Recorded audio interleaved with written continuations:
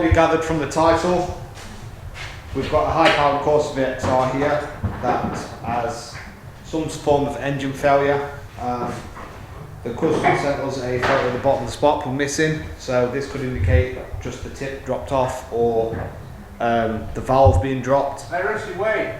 What? Wait. What do you mean wait? Wait. Oh, for fuck's sake.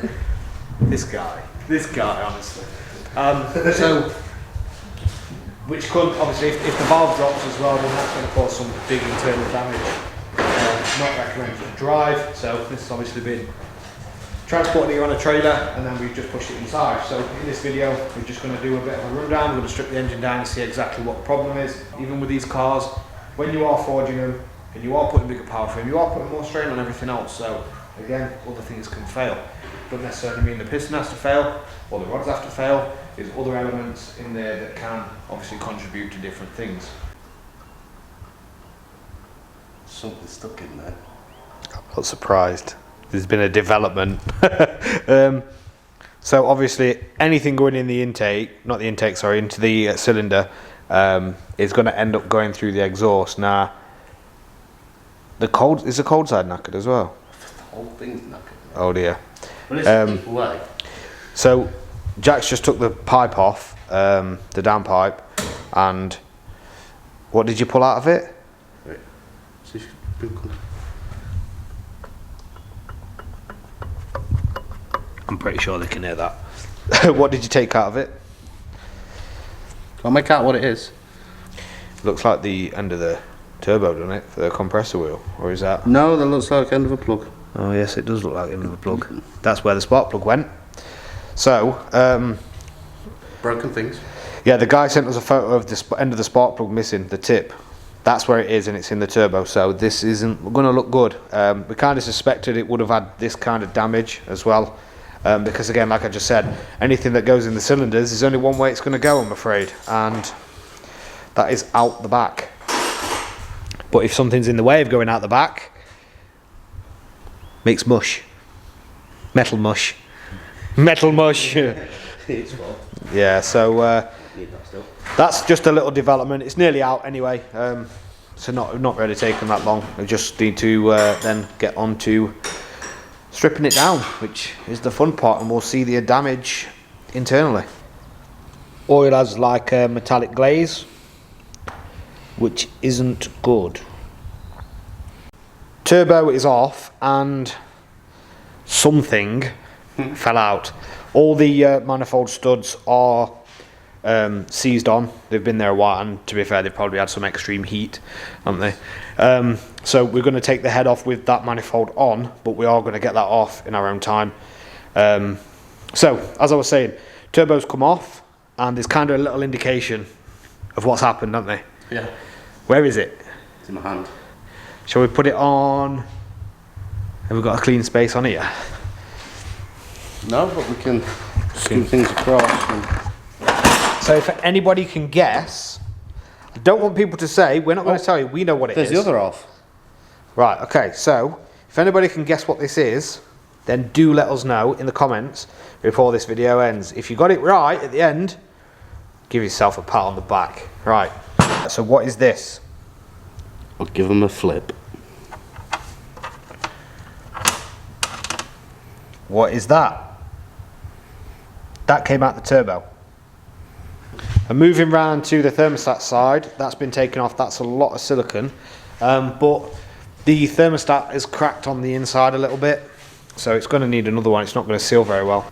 You can just see here, this section, it's just cracked out, so another one of them is going to be needed. So inlet's off, and now looking at that on cylinder 3, that valve directly there in the middle of the camera shot is bent. The one on the left is slightly bit, I mean you can see it there actually. You can see if you compare them, there's a bend in that one and a slight bend in that one. So that's on the inlet side. Just putting it in time, as we always do before they get stripped, and it reaches a certain point. Feels lovely. And it's locking. So this feels like one of those special engines. what? That's blue. Oh, them special engines. Okay. Special engines from special people. Oh wow. So it's I mean it's close. He's out a tooth down there, but it's also out up here. You can't get it any closer. I mean you can, but it's not worth the time. So we've also took the spark plugs out. There's nothing in cylinder 3, which is a suspected cylinder anyway. There's no spark plug in cylinder 3, but we kind of knew that was out anyway, so that's not really a big deal. Rocker cover's about to come off after timing belt, and then we'll start taking the head off and show you the juicy bits that you've all been waiting for, because we know you've been sat there at the edge of your seat with a cup of tea waiting. Wow. So inside the head there's Piper Fast Road cams, standard head bolts. Not everybody uses ARP head bolts, and that actually looks alright so far, doesn't it, Jack? So far, yeah.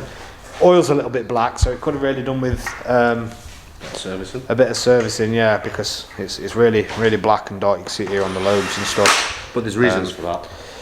Yeah, there is reasons. So it could have been pristine, but you know, always when you get a bigger powered car, you're supposed to service a lot more regular, for the sake of like 40 quid or whatever it is for your oil and filter. It's better than having a big bill.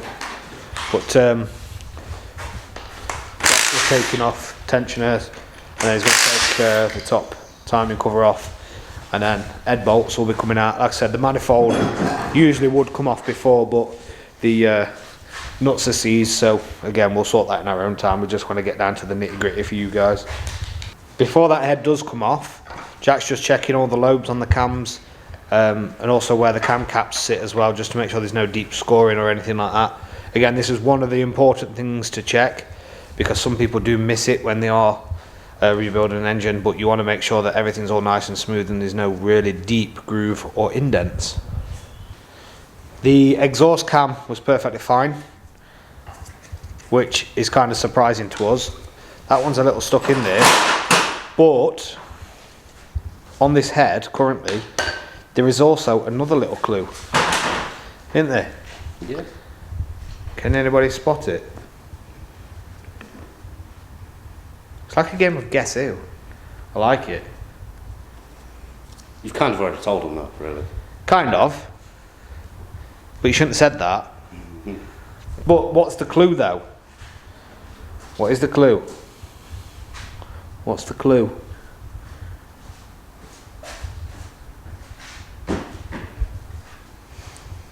I wonder. This is going to tell us basically what has actually happened. And we're at this point. We kind of knew this anyway. So this is the test that Jack's going to do. He's going to do it now. Is there some crack in it, Matt? Yeah, they're stealing stuff out Matland fucking car park. We got shit to do here. Busy. You ready? Yeah. Well, there's a valve. That's a valve, but there's a spring. There's a spring. But where's the rest of it? Now, if you said earlier when we was looking at the tool at the trolley, if you said earlier when we was looking at the trolley, I absolutely fucking butchered that. That it was a valve. You are correct. That valve was in half, so that means this has dropped a valve, which means there's going to be some big damage, unfortunately, and that would explain why the end of the spark plug had fell off as well. So the valve, obviously, end of it dropped off. Why? We'll have to figure it out. But the collets didn't fail. That's why it was still attached to the top of the spring as well, like that. So it wasn't the collets that failed. It looks like it could have been just the casting of the casting of the actual valve, or. Looks like it. It's hollow, mate. Yeah. It's hollow in there. So that is the inside of the valve. It's hollow. It's hollow. So there should be a round thing of mass on the end. And I don't mean Jack or myself. Wow. And that's currently in that engine. Well, like Jack just said, well, it was in the engine. It's good to see how the valve and the spring fits. So, Jack, do you want to give him a quick demonstration? Well, I can't take that bit off yet because it's a little bit stuck. Yeah. Well, this basically pushes down and there's two collets underneath, one side, and that's what holds it all together. Isn't it? Yeah, but it's stuck in the project and it needs to be a bit. It does. It needs. It's a bit poorly. It can go on there for now. It's poorly. Head is off. This is cylinder 3. There's a big hole. Big hole. That's where the valve is. So that circle thing that you saw, well, it was kind of a circle thing that you saw again was the valve. So here it's absolutely obliterated the head. There's damage in each cylinder. Now you can see it here, you can see it on all the pistons as well, which I'll show you in a second. But the reason this may have occurred is obviously debris going up through the inlet valves and then back in as well. So this is another reason why the turbo is also knackered, because it's just gone in and out multiple times and gone through the system. But yeah, that's absolutely annihilated. So that's going to need a new head. There's no coming back from that, I'm afraid. You can see this big groove here. That is, like, my finger fits in there. I mean, from here on this camera, I'm going to flip this camera so you can see. Oh god. One's very clean, but it's not very clean. So this is cylinder 3. That is the damage. I'll show you something. Look.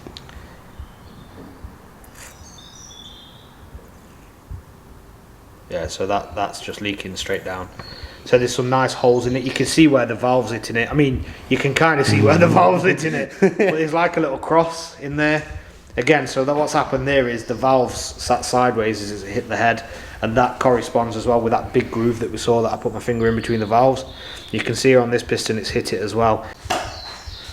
So we think that that's because of obviously the broken off valve going through the inlet valves, and then obviously being forced back through because the car is still dragging in air, which is forcing it through all the cylinders. It was still running. Yeah, it was still running basically, and things don't stop moving unfortunately when it is running, because then that would defeat the point of it running. Block wise, it's absolutely annihilated. You can see it on this side there. You can see all this here. This is all marks. So yeah, that's not very good. And obviously this is the worst cylinder. Again, just remember these was forged pistons. Well, they kind of still are. They still are, mate. One's half of a piston. So now we're going to see what damage this has done to the bottom end. So obviously the oil was very silvery, but that could have also been because of the hole in the piston. So all that metal's gone obviously in the sump, which will taint the oil as well, as there literally is a hole going straight through. Jack's just looking now to see what size the pistons are. You can tell on these by the number. So they have their manufacturer's number on them, and then if they don't end in D050, then they are standard, or if they don't have a D, they are standard. If they end in D050, they're 0.5 oversized. That's what it is. That's what it is. So, and if they end in D100, that means they're 1 mil oversized. So these are 79.5 mil oversized pistons. So he's definitely going to need another block, because there's no reboring that out to 80 mil. It'd be too much of a risk, so he's going to need another block for that. Sump's off, pistons are coming out. We can show you a better look at that third piston as well. That took a little bit of gentle persuasion. Is this the one? This is the one. This is the one. Can you see through bottom? See a little bit. Yeah, I can see a little bit of daylight through there. Is there any cracks where the gudgeon pin sits on these? Oh, I know where you are on about. Yeah, you know what I mean, don't you? On the skirt, yeah. No. No? No. No.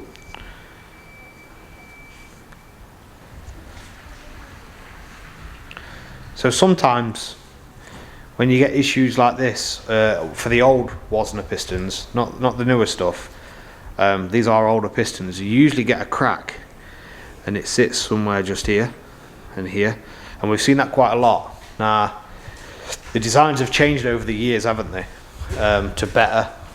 We've never had any that we've fitted do this, but from older times we've seen it. Like, these pistons are a lot older. So I'm just going to quickly show you this piston here. this is the one in question. You can see how lovely that looks. It's got some serious damage to it. Again, as you can probably understand, there's no saving that piston. It's too far gone. So surprisingly, the crank is actually seeming to be okay. So that might get away with the polish, possibly a grind. There's a few little grinds on there, like marks, but we'll see about that. Send it off to get balanced, rebalance and all that sort of stuff. So basically that is it for this video. Now, if you did like this and you did like this content, make sure you like, comment and subscribe. We are doing a bit of a project on another car currently, which we are recording YouTube videos for. We're doing a little series, but we're not going to release that until they're all finished and the car's actually done and gone. That way you can watch it one a week, and we don't get a bit too far behind with work and it take like 6 months. So we're trying to do projects now and then releasing them. We want to give you some decent content rather than just content every so often and sporadically, which couldn't be better, innit? It's a big word for you. Sporadically, I know. It's night time as well. Although I did butcher that fucking valve thing, I was on the trolley earlier. I probably butchered that. We may do a video of building this up.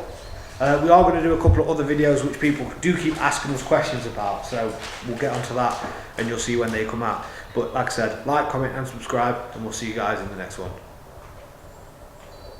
Don't share. Do it. Wow.